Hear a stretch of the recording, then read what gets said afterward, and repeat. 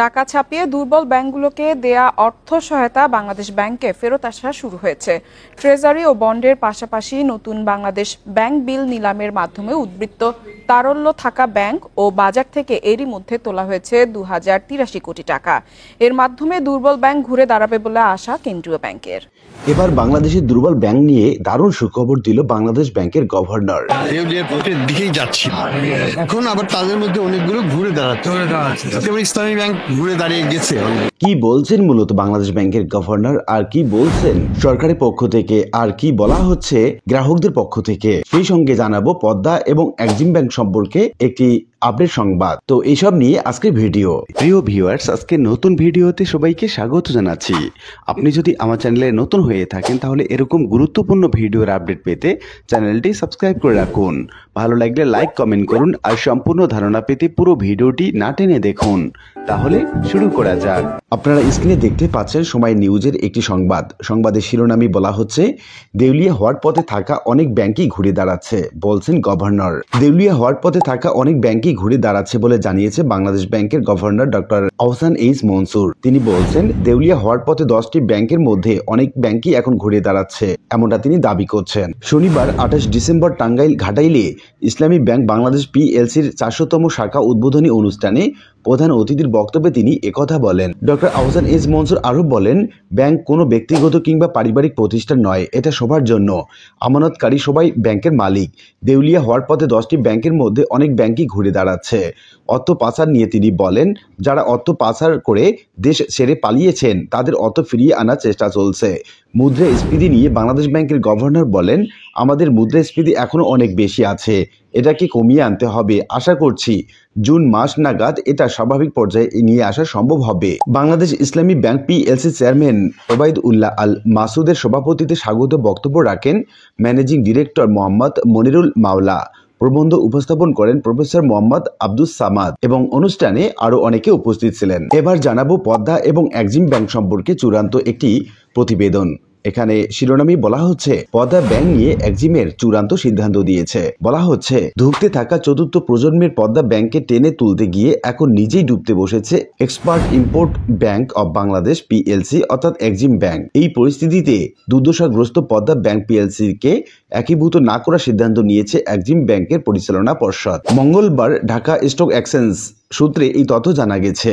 জানা যায়, সোমবার অনুষ্ঠিত এক্সিম ব্যাংকের পরিচালনা পর্ষদের সভায় পদ্মা ব্যাংকে একীভূত না করার সিদ্ধান্ত নেওয়া হয়েছে। এর আগে চলতি বছরের 14 মার্চ এক্সিম ব্যাংকের পরিচালনা পর্ষদের সভায় পদ্মা ব্যাংকে একীভূত করার সিদ্ধান্ত নেওয়া হয়েছিল। ব্যাংকটি তার সিদ্ধান্তের বিষয়টি 2 স্টক এক্সচেঞ্জ এবং নিয়ন্ত্রক সংস্থাকে জানিয়ে দিয়েছেন। পর্ষদ সভার সিদ্ধান্তের আলোকে একীভূতকরণ প্রক্রিয়া শুরু করার লক্ষ্যে গত 18 মার্চ এক্সিম ব্যাংক এবং পদ্মা ব্যাংক একটি সমঝোতা স্বাক্ষর করেন। ব্যাংক দুইটি তৎকালীন ব্যবস্থাপনা পরিচালকরা ওই চুক্তিতে সই করেন। তবে সরকার পতনের পর সবল হিসাবে দাবি করা এক্সিম ব্যাংক নিজেই বর্তমানে তারল্য সংকটে ভুগছে। টাকা তুলতে এসে চেক জমা দিয়ে অপেক্ষার প্রহরও গ্রাহকরা ফিরছেন খালি হাতে। সময় নিউজের আরেকটি সংবাদে বলা হচ্ছে, এবার নিজেই ডুবতে বসেছে এক্সিম ব্যাংক। পদ্মা ব্যাংককে টেনে তুলতে গিয়ে নিজেই ডুবছে এক্সিম ব্যাংক। মাস 6 আগে পদ্মা ব্যাংকের দায়িত্ব নিতে চাওয়া ব্যাংকটির গ্রাহকরাই এখন টাকা তুলতে এসে ফিরছেন খালি হাতে। পুঁজি বাজারে তালিকাভুক্ত ব্যাংকটির গত প্রান্তিকের হিসাব অনুযায়ী এর লোকসান দাঁড়িয়েছে 566 কোটি টাকা। অর্থনীতিবিদরা বলছেন, বিগত সরকারের আমলে কেন্দ্রীয় ব্যাংকের দেয়া বানোয়াট তথ্যে নিজেদের সবল হিসেবে গ্রাহক আকৃষ্ট করেছে এক্সিম ব্যাংক। এই অবস্থায় সঠিক তথ্যের ভিত্তিতে দুর্বল ব্যাংকগুলোকে চিহ্নিত করে একীভূত করার তাগিদ দিয়েছে অর্থনীতিবিদ বিশ্লেষকরা। গত 18 মার্চ গ্রাহক আস্থাহীনতায় ভাসতে থাকা পদ্মা ব্যাংকে টেনে তুলতে হাত বাড়িয়েছিল সবল হিসাবে দাবি করা এক্সিম ব্যাংক। অথচ সরকার পতনের পর সেই দাপুটে ব্যাংকটি বর্তমানে তারল্য সংকটে ভুগছে। টাকা তুলতে এসে চেক জমা দিয়ে অপেক্ষার পরও গ্রাহকরা ফিরছেন খালি হাতে। গ্রাহকরা বলছেন, বড় অঙ্কের টাকা দিতে গড়িমসি করছে এক্সিম ব্যাংক। দেয়া হচ্ছে সার্ভার সমস্যা সহ নানা অজুহাত। তবে ছোট অঙ্কের টাকা হলে মিলছে কখনো কখনো। ক্যামেরার সামনে মন্তব্য না করলেও গ্রাহকদের অভিযোগ যে অমূলক নয় তা ইঙ্গিত পাওয়া যায় ব্যাংকটির মতিঝিল শাখার ব্যবস্থাপক মোহাম্মদ আজাহার উদ্দিনের দেয়া তথ্যের ভিত্তিতে। তিনি বলেন, এটিএম বুথে টাকার কিছুটা সংকট আছে, এটি ঠিক হতে কিছুটা সময় লাগবে। সাবেক চেয়ারম্যান সহ কয়েকটি ইস্যুতে গ্রাহকরা কিছুটা উদ্বিগ্ন, তবে ধীরে ধীরে পরিস্থিতি স্বাভাবিক হবে। পুঁজি বাজারে তালিকাভুক্ত এই ব্যাংকের এমন নাজুক অবস্থা প্রমাণ খোদ ঢাকা স্টক এক্সচেঞ্জ। তথ্য বলছে গত জুলাই সেপ্টেম্বর প্রান্তিকে শেয়ার প্রতি 3.91 টাকা করে লোকসান গুনছে ব্যাংকটি। সেই হিসাবে 144,57,344 শেয়ারে মোট লোকসান হয়েছে 566 কোটি টাকা। তবে 3 মাস আগে জুন পর্যন্ত 6 মাসে ব্যাংকটির কর পরবর্তী মুনাফা ছিল 377,58,00,000 টাকা। ক্ষমতা বদল এবং নতুন সরকারের দায়িত্ব নেয়ার পরেও প্রান্তিকে এসে সবল হিসাবে দাবি করা ব্যাংকটির চিত্র এখন এমনই। অর্থনীতিবিদরা বলছেন, কেন্দ্রীয় ব্যাংক সঠিক তথ্যের প্রবাহ বাড়ালে গ্রাহকদের ঝুঁকি কমবে, প্রয়োজনে আবারও নেওয়া যেতে পারে ব্যাংক একীভূত করার উদ্যোগ।